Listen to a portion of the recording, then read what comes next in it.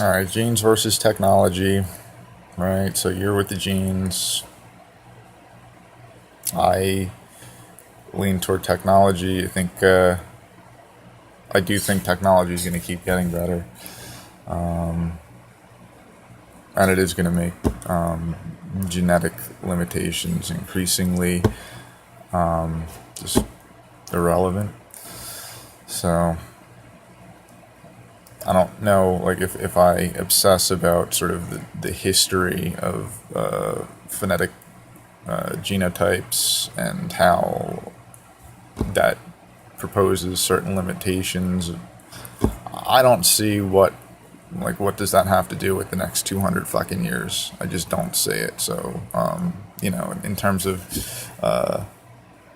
the perpetuation of civilization, like, because this is your big thing, I don't see what it has to do with that. I don't see how it's relevant.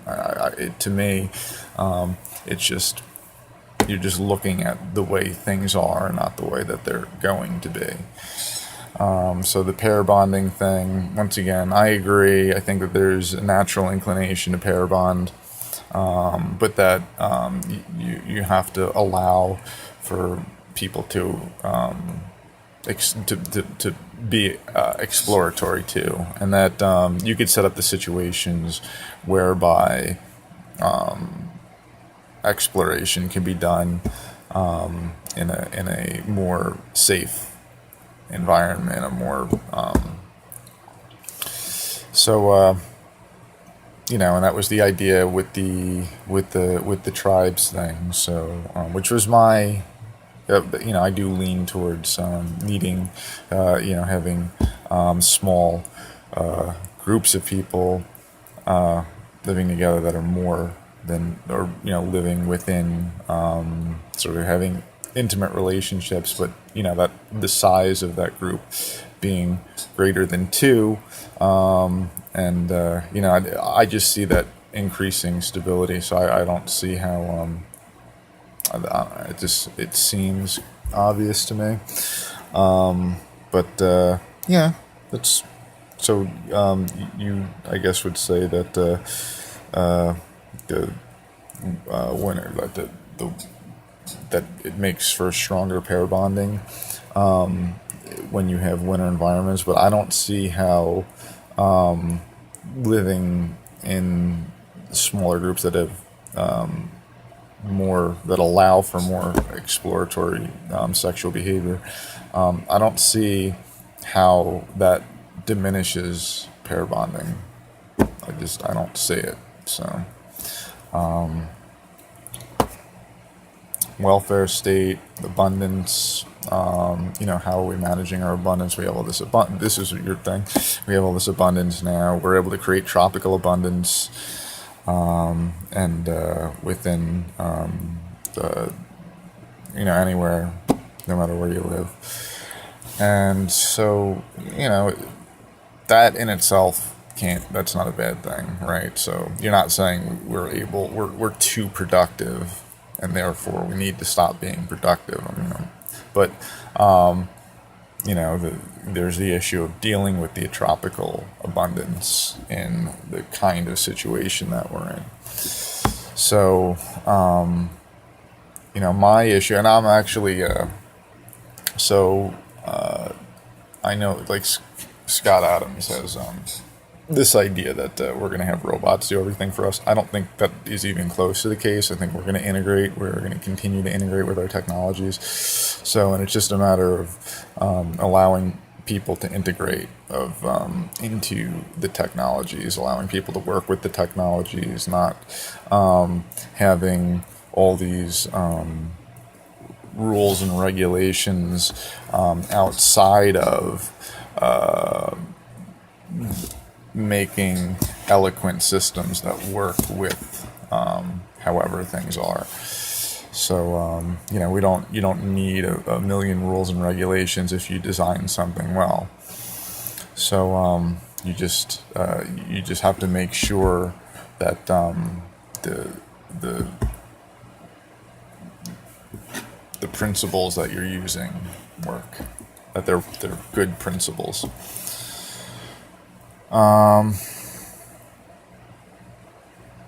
So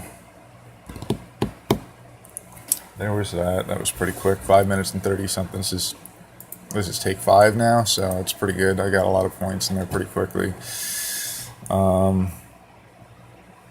So this seems like it's in relation. Like I said, you're kind of putting it on me that my, I'm sort of what I'm doing is kind of fundamentally at odds with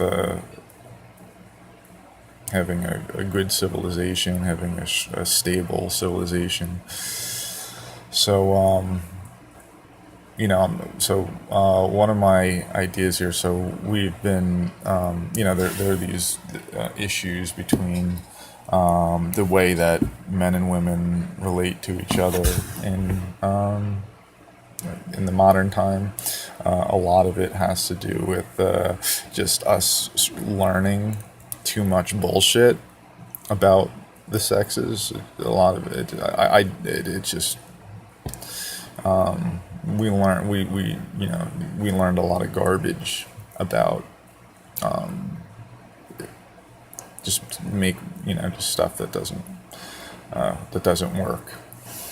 So was to create a relationship so that other people and it doesn't have to just be one relationship, but so that other people can see a positive interaction and be inspired by that, be inspired to go after their own thing.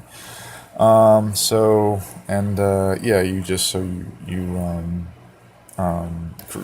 the benefit of having it be simulated over the internet was that other people can look in between. They could sort of stand between the interactions and learn from it.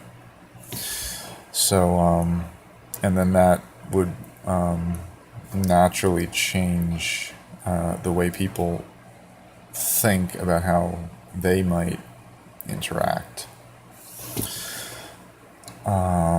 when it came to intimate relationships.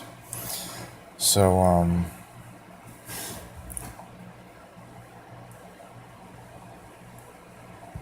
I don't know. It seems. I don't know why you're not on board with any of this stuff.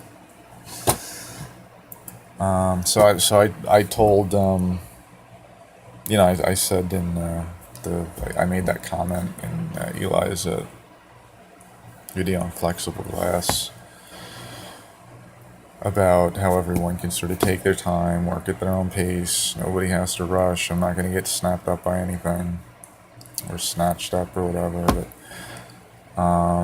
And just the idea being that not rushing the right. So in some sense, these are just obvious things, and it's just kind of annoying to me that you're coming at me like from this angle, but I'm showing a commitment to the project. I'm saying I'm not fucking around, right? That this is serious to me. So I'm making it healthy. Like I don't want anyone to feel like I don't want anyone to feel like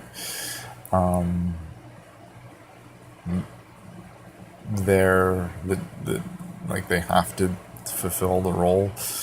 You put placeholders in there, and that's amazing. Thank you for if you were a placeholder, then thank you. And if you're interested in fulfilling the role, then that's cool. If not, I don't want to put that kind of pressure on people, but I'm also willing to kind of give it time and let things find their place too.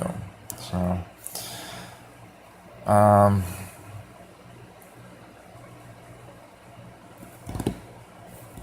don't know. I mean, you don't see how this is coming together.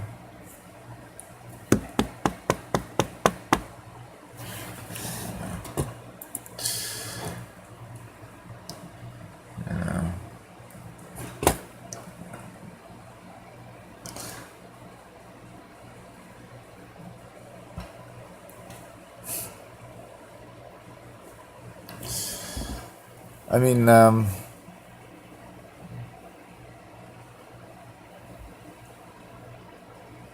it's as if because I'm not, and Gadsad is kind of like this too. He's just really tone deaf. It seems like when it comes to this, and does do you, if you just think of it like you're watching nature, like you're just watching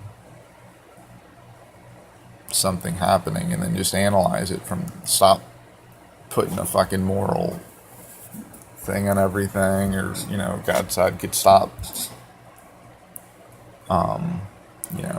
judging everything based upon whether or not I'm using scientific ideas, whether or not I'm always whether or not it's within a scientific framework. That I'm trying to work with the forces of nature as I see them. And hold on. No, not now. Yeah, well, go ahead, watch your show. So, and, when it comes to dealing with people, dealing with the psychology of people,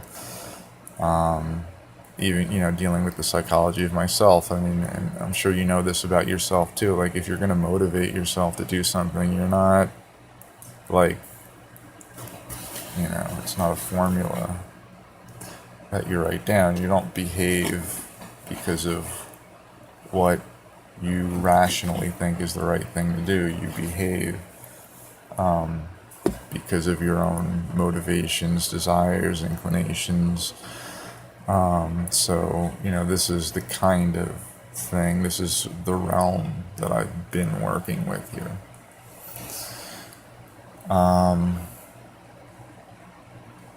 And it does, it's as if I'm doing all of, except for the fact that,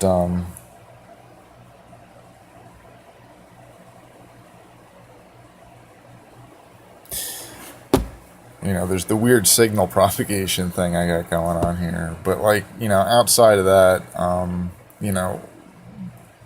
not doing anything that you would object to. I don't think I don't perceive myself doing anything that you're really, if you really think about it, that you're really going to think is that objectionable.